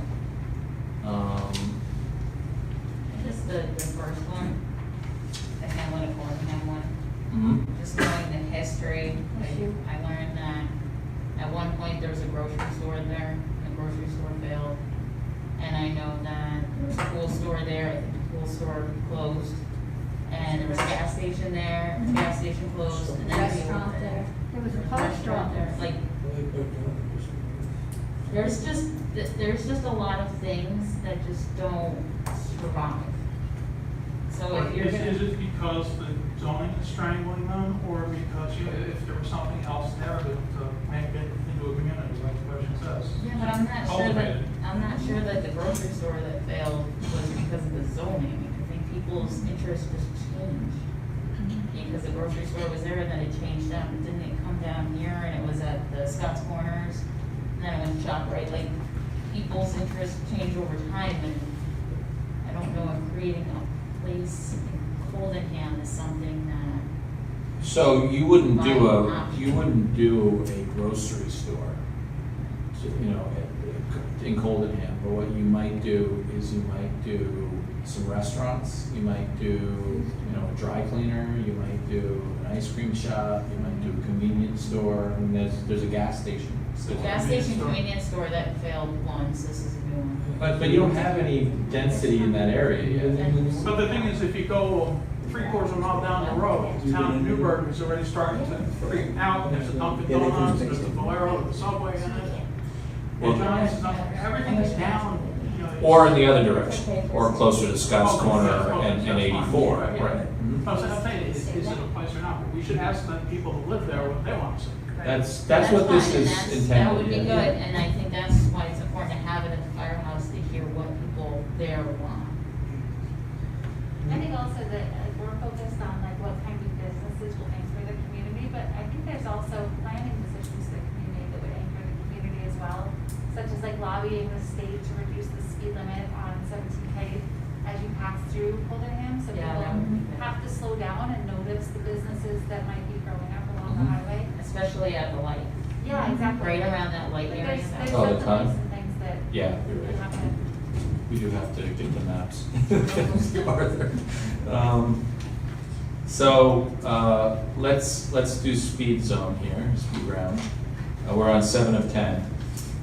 Everybody want to ask the first bullet there? Running. Yeah, Yes, yeah. I'm thinking, Okay, the second one, Yeah, I think that's Yeah. important. the third one I think is important. yes, definitely. Number Um, 4 is a lead into that, yeah, with the picture, I think. so the 4 goes with the picture, I'd probably use a different picture though, but anyway. something in a more rural setting, You got it. okay.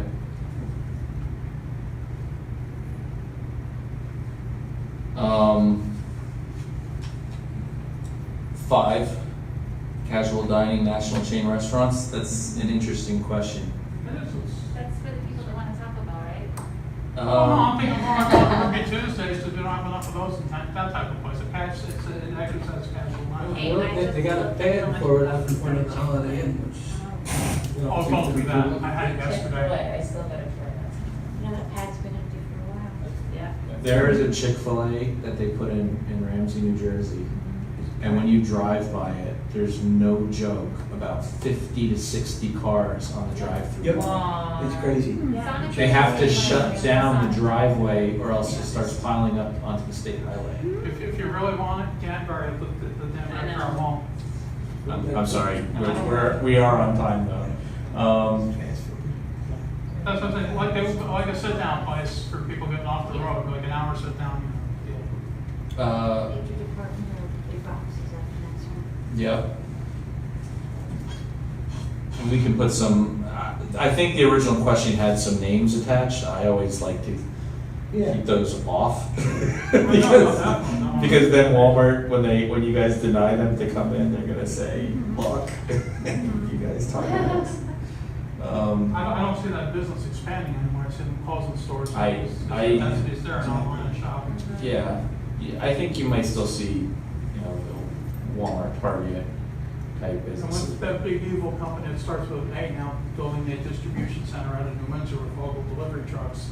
What makes you think they're not gonna eventually go? Well, I'm just saying, it was just announced just last week, I Right. think it was, that they are now doing, well, so we'll have like same day delivery possibilities. Okay, yeah. Or next day, worst case.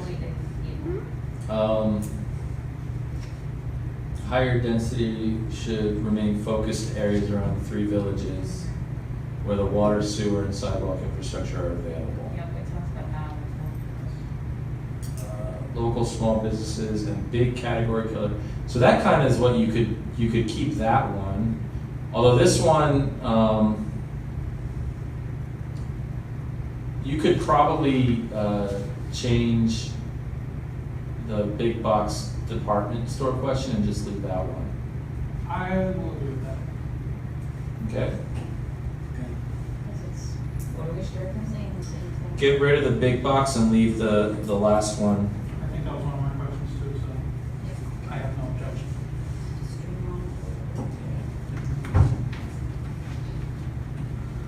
All right, how much do you spend on average in a car, bus, train before the pandemic? Can we specify that per day Okay, or per week or whatever, because it doesn't say? I think it's per day. It Yeah. says No, it's a day. a day. They Maybe just fully kind of have- car for. A day for all activities. That's when you would have, Oh, yeah, so per day, we'll change it to. All right.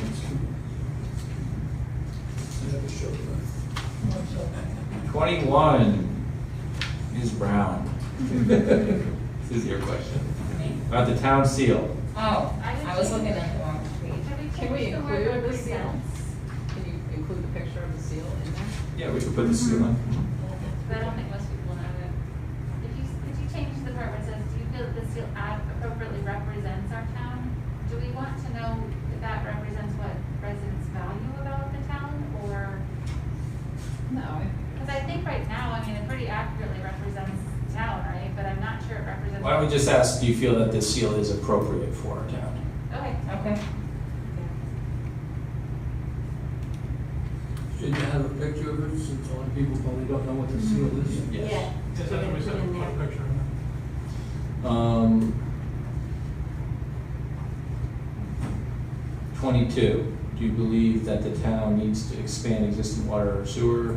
I think we already talked about this question in the previous. Yeah, so Do you believe the town needs to spend tax revenues to improve the community's resilience to floods, erosion, extreme heat, extreme storms, hail, hurricanes, and tornadoes? I'm sorry to go back to 2020. Are we including 22, or are we considering it? I think we already talked about it at the previous meeting, we worked through it, that we should identify that we're only talking about cost to the people in the district, right? The word sizable, though, can we change that to like a percent instead, like a 2% increase to taxes, or is it a 50% increase to taxes? Because I don't know I have no clue what it would actually cost. Yeah, absolutely. Okay. And I can reach out and figure that out. I'll call Delaware and say, you know, what are we talking about? Yeah, thank you. Now, would that just be for existing residents, or would that be to increase business opportunities? So this would be, Because who's gonna say, if we're just providing existing residents new water and sewer, then we're gonna pay more money? Who wants to do that? I don't know. The people in Lakeview, I mean, they got into it. They weren't there when it was put together at this point. but the original people did, I don't know. I mean, but when a town usually adds water and sewer, it's to promote growth, Yeah. not specifically to serve existing residents. Like the people, I remember when Amazon went in, people calling him were very upset that they did not want water and sewer because they already have existing septics. And they did not want to have to pay into a new district. But then you got the Scotch Corners corridor who wants water. Who and wants sewer. water and sewer, right? Which is why I said, do the question on, let's see what the people want. yeah, It's gonna cost you money. Now, we'll work out the details later. What's your fee? Don't put a dollar sign, just say, what do you want? Yeah, and then you ask them how much it's gonna cost, and they change your mind. Should we just add the word businesses then to include more existing residents and businesses? we could do that. I think this was one of my questions, and it was focused really on the residents, Yeah. not the businesses, because as soon as you say businesses, now it's turning into let's stop, blah, blah, blah, instead of let's make it so my toilet flushes and goes down over the river. So is this question asking about for environmental reasons, or is it asking about sewer and water for expansion reasons? Municipal planning, I mean, there's a lot of people in town that want sewer at their houses, water at their houses. Well, and you I have, want to get a feel for how many. I don't know, I would be interested to know how many, I know a lot of businesses, like we were talking about before. I know in my neighborhood, a lot of people are looking for, they'll all have gas lines down the road too, they're not gonna ever see it in my lifetime. But we should put the question out and see how they have support in that. okay. And I'm gonna start Yeah. residents.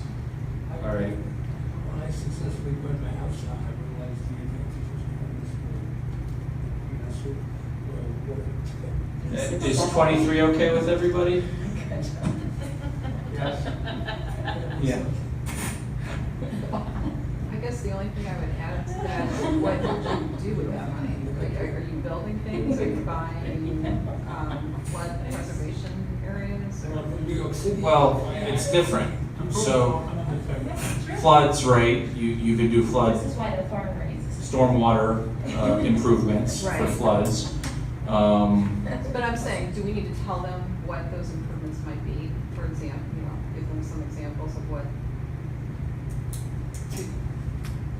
Yeah, I understand what you're saying. Make them understand why you would You want more money, need why? to spend more money. Mm-hmm, okay, People might not know what that means. okay.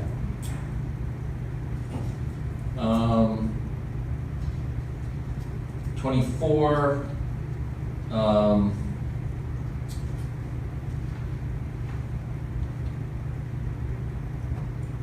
this is, again, a disagree or agree or strongly disagree question. Land use patterns at the end. Okay, yeah.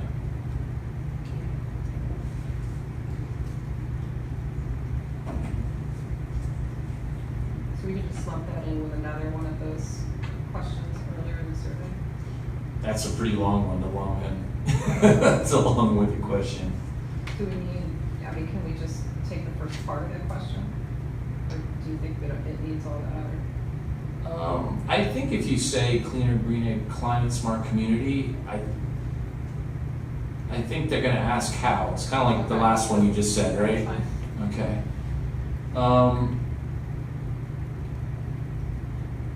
This is, what type of additional businesses do you want?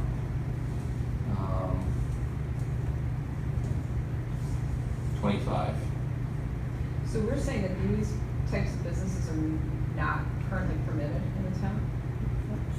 I'm a little bit baffled because I think we got some on already. I mean, what does Angry Orchard fall under?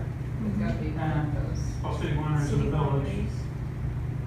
Isn't there a brewery on 52? There is. That's Angry Orchard. No, No, there's no. there's another brewery on 52 in Hartle's. Yeah, he's, I guess I'm just a little, Like, yes, so no. we don't have home occupations right now? Yeah, we do. We do have home offices? Yes, there's Absolutely. zoning for. All right, I will check number 25. Yeah, because I don't know if farm breweries and distilleries would fall under the farm, and then they would be an allowed use under the right to farm law. There is a brewery approved out on Coldenham Road, but it's underneath the Ag Markets. Yeah, if you are an Ag and Markets property So was Angry Orchard. and you want to do a farm brewery, Or distillery, you Yeah. have the right to, so that's why, I don't know. So maybe we just ask, what do you wanna see more of in the town? And technically, we do have a sort of a dance hall in Poland at the, Spruce Street, Spruce Lodge, whatever it is. so this is more of a what do we want to see more of, again? Wait, so as a caveat to the last one, the only thing is if you're a farm brewery or distillery, I believe a certain amount of inputs have to come from the farm. Yeah, so in most cases, if you guys said, we really want to have more breweries and distilleries, what you would do is you would make your zoning more permissive than the farm brewery law, which has a lot of constraints on what you can and can't sell, what you have to use as inputs for brewing percentages, so. There has been some interest in an outdoor wedding venue. We have one who's interested in it on Drury Lane. I think there was another one that had come up before too. One on Drury Lane, though, he's got a historical home now. There's a little more flexibility in our zoning, but it's not tight. I want to get to the exercise, so Okay. let me take a second stab at this, and we'll do Okay. another hour next week. Okay. Next week or next meeting? Next meeting, everybody have their dots? Yep. Okay, here's the exercise. You have two maps. One map is just an aerial photo of the town. I'd like you to place a blue dot on any part of the town that you feel is a panoramic vista. So in other words, if you're driving along a road and you know that the view opens up and you can see for miles and it's gorgeous, put the blue dot on that location. If there's something that you believe is scenic, but can be seen from lots of places, use the yellow dot. Does everybody understand that distinction? So yellow dot is what we want to look at. Right, Blue is where we're seeing beautiful. where we can see landscapes from. So there's two, things that you like to look at and things that you like to view from. Okay, so lookouts or driving down a corridor, right? And yellow is where you're looking. Yeah, so. Yes. Blue is where you look from. Think about looking at sky, right? You're looking at sky. Yellow is you're looking at, let's call it a nice yellow house. or a field of hay, okay? Green and. Yeah.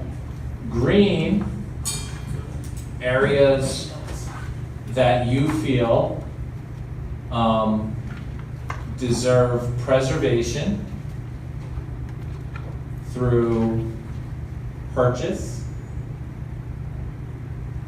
or maintaining very low density and agricultural zoning.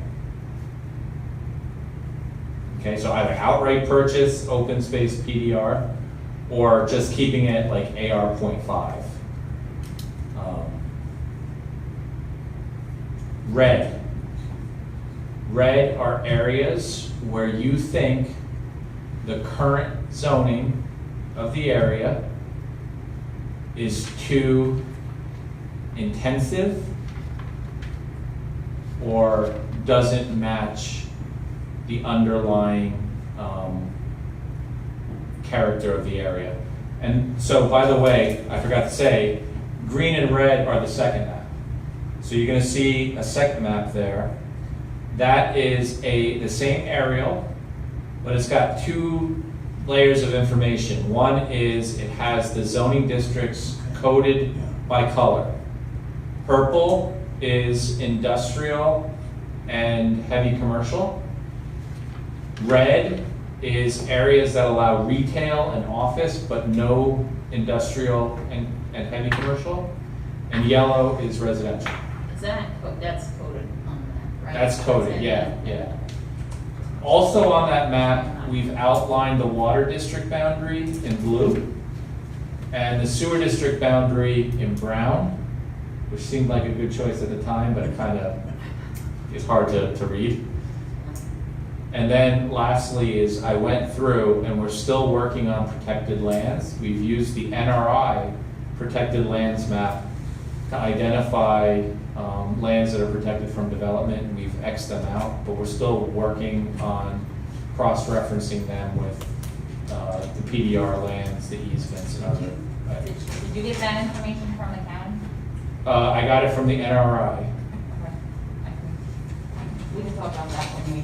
Yeah, we're still working on it. So I didn't want to use something, we're actually developing our own protected lands that's a little more encompassing. We'll have more things than that map. That map is literally just conservation easements. And we're trying to track down whether that's just conservation easements at the county or if that includes other sources. And that conservation easement, if I recall correctly, really that was just kind of cobbled together. I think that the document that Mark printed out a few meetings ago is Maybe more inclusive. just cross-checked. We are doing that, yeah. So I just wanted to clarify, that's why it's hand, it's not like a nice layer, because I just literally took the NRI map and transferred the information.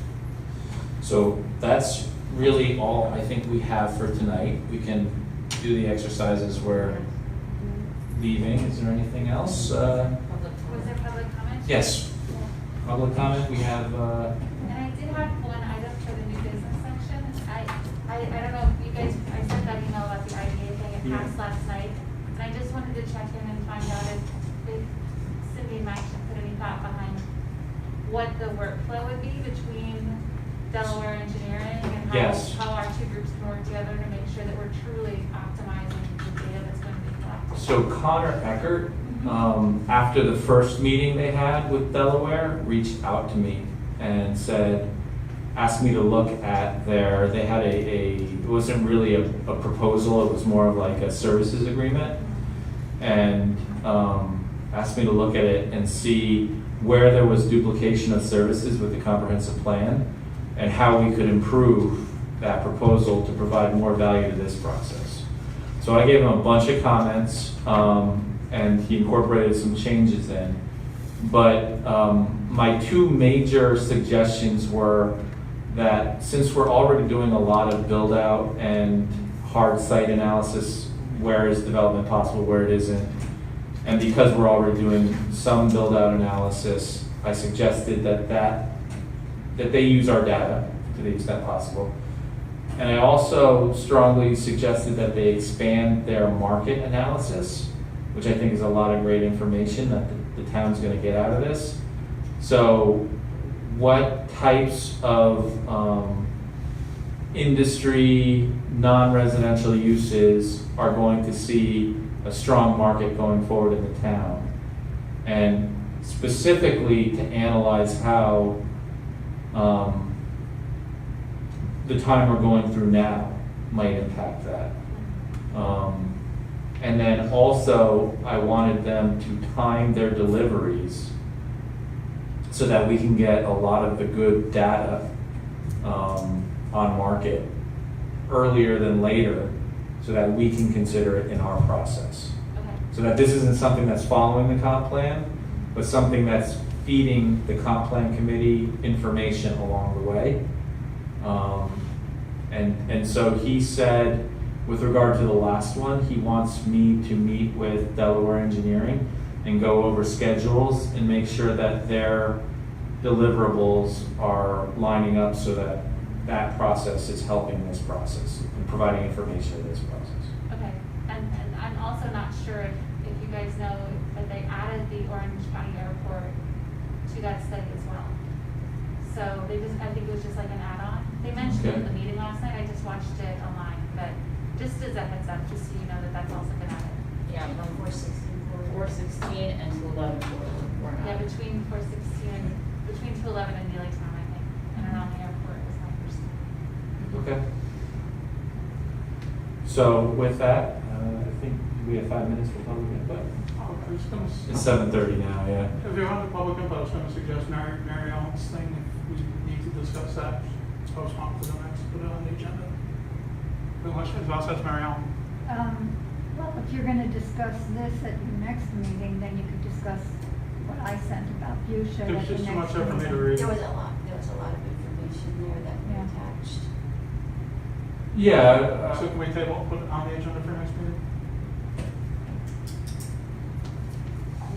Do you have, said bring Mary Ellen in earlier than the last 10 minutes, is that what you mean by putting on the agenda, or that document? Just to discuss those documents, because there was a Okay. lot of meat there.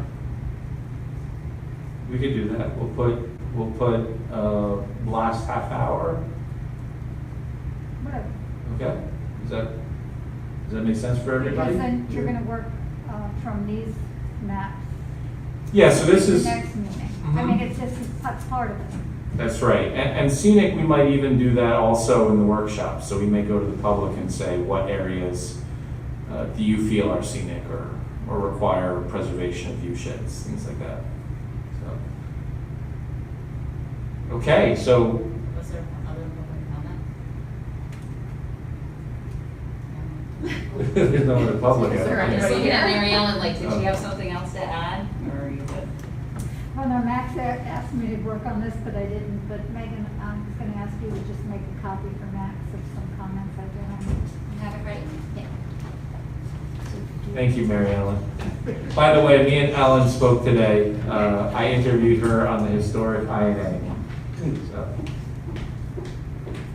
So do we want to do that map on our way out? I would say, yeah, Close our let's Facebook close it meeting and then we'll do that on the way Is that out, what yeah. everybody- So I'll make a motion to close. Second. All in favor? Aye. All opposed? Thank you all. Thank you.